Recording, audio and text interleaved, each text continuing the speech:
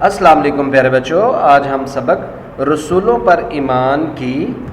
مشق کا سوال نمبر 2 پڑھیں گے۔ سوال نمبر 2 ہے، تعظیم رسول صلی اللہ علیہ وآلہ وسلم سے کیا مراد ہے؟ پیارے بچوں، اس سوال کے بارے میں آج کے سبق میں ہم پڑھیں گے۔ بچوں، آپ کی اسلامیات کی کتاب کے صفحہ نمبر 10 پہ اگر آپ دیکھیں تو یہاں پر اس سوال کا جواب ہے تعظیم رسول صلی اللہ علیہ وآلہ وسلم۔ رسالت کا دوسرا تقاضا، یعنی جو رسالت ہوتی ہے اس کی دوسری طلب یا ڈیمانڈ، ٹھیک ہے، ڈیمانڈ، کسی چیز کی ڈیمانڈ کرنا، اس کو کہتے ہیں تقاضا کرنا۔ جیسے انسان کو بھوک لگے تو پیٹ کھانے کا تقاضا کرتا ہے، کھانے کی ڈیمانڈ کرتا ہے، تو یہاں پر تقاضا کا مطلب ہے ڈیمانڈ، طلب۔ تو رسالت پر جو لوگ ایمان رکھتے ہیں، یقین رکھتے ہیں، وہ ان لوگوں کے لیے یہ ضروری ہے، یعنی رسالت جو ہے وہ اس چیز کی طلب کرتی ہے، ڈیمانڈ کرتی ہے کہ تعظیم رسول کی جائے، یعنی رسالت کا دوسرا تقاضا تعظیم رسول صلی اللہ علیہ وآلہ وسلم کو قرار دیا گیا ہے۔ یعنی جو انسان رسالت پر یقین رکھتا ہے اسے ہر صورت میں تعظیم کرنی ہوگی رسول صلی اللہ علیہ وآلہ وسلم کی، یعنی تعظیم سے مراد ادب، احترام، عزت، قدر، منزلت، ٹھیک ہے۔ تو تعظیم یعنی ہم اپنے پیارے نبی صلی اللہ علیہ وآلہ وسلم کی عزت کی خاطر اپنی جان بھی قربان کرنے کو تیار ہیں۔ آپ صلی اللہ علیہ وآلہ وسلم کی عزت، ادب اور احترام جو ہے وہ ہمارے ایمان کا ایک لازمی حصہ ہے۔ آپ صلی اللہ علیہ وآلہ وسلم کے علاوہ بھی باقی تمام انبیاء کرام علیہ السلام کی تعظیم کرنا، ان کی عزت کرنا، ان کا احترام کرنا ہمارے دین کا، ہمارے ایمان کا ایک حصہ ہے۔ اس کے بغیر ہمارا ایمان مکمل نہیں ہوتا۔ اللہ تعالیٰ نے قرآن مجید میں ارشاد فرمایا، ترجمہ، تو جو لوگ ان پر ایمان لائے، ان پر یعنی نبیوں پر یا آپ صلی اللہ علیہ وآلہ وسلم پر، اور ان کی رفاقت کی، یعنی ان کا ساتھ دیا، ان کے ساتھی بنے، ان کے ساتھ چلے، ان کے ہم سفر بنے اور انہیں مدد دی، کسی قسم کے بھی معاملات میں کسی نے بھی ان کی مدد کی، انبیاء کی یا آپ صلی اللہ علیہ وآلہ وسلم کی، اور جو نور ان کے ساتھ نازل ہوا اس کی پیروی کی۔ نور یعنی قرآن پاک، یعنی اللہ تعالیٰ نے قرآن پاک نازل کیا نبی صلی اللہ علیہ وآلہ وسلم کے ساتھ، تو جو نور ان کے ساتھ نازل ہوا اس کی پیروی کی۔ پیروی کا مطلب ہے اس پر عمل کیا، اس کے احکامات پر عمل کیا، اس کے احکامات کو پورا کیا،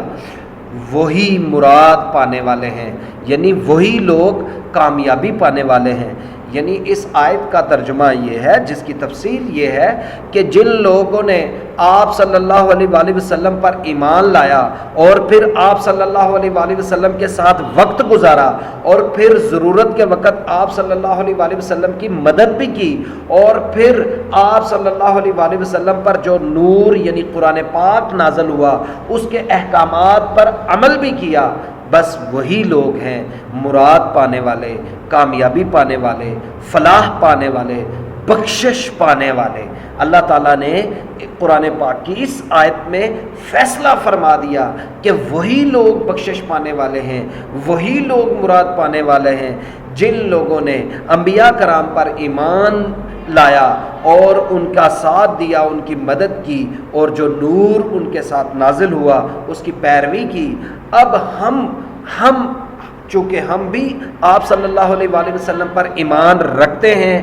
اور رفاقت کا مطلب ہے کہ ہم آپ صلی اللہ علیہ وآلہ وسلم کی سنتوں پر عمل کریں، اور ان کی مدد کا مطلب ہے کہ ہم جو آپ صلی اللہ علیہ وآلہ وسلم یا انبیاء کرام کا جو مشن تھا جو ان کا کام تھا اس کو مکمل کیا جائے اور اس کام کو پھیلایا جائے، اس کام کو آگے بڑھایا جائے، یہی ان کی مدد ہے۔ اور پھر اس کے ساتھ جو قرآن پاک نازل ہوا، ہمیں چاہیے کہ ہم اس کی پیروی کریں تاکہ ہم بھی ان لوگوں میں شامل ہو سکیں جو کامیابی پانے والے ہیں، جو مراد پانے والے ہیں۔ پیارے بچوں، یاد رکھو، بارگاہ رسالت میں معمولی سی بے ادبی، چھوٹی سے چھوٹی گستاخی یا بے ادبی یا بدتمیزی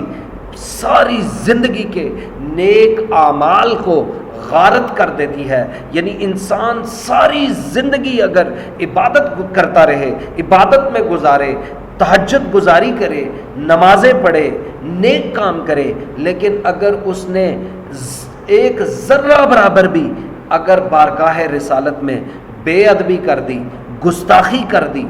تو اس کے تمام نیک اعمال، جتنے بھی اس نے نیک کام کیے ہوں گے، جتنی بھی اس کی عبادت ہوگی، وہ ساری کی ساری غارت کر دی جائے گی، یعنی ختم کر دی جائے گی، ضائع کر دی جائے گی۔ ٹھیک ہے؟ تو اس لیے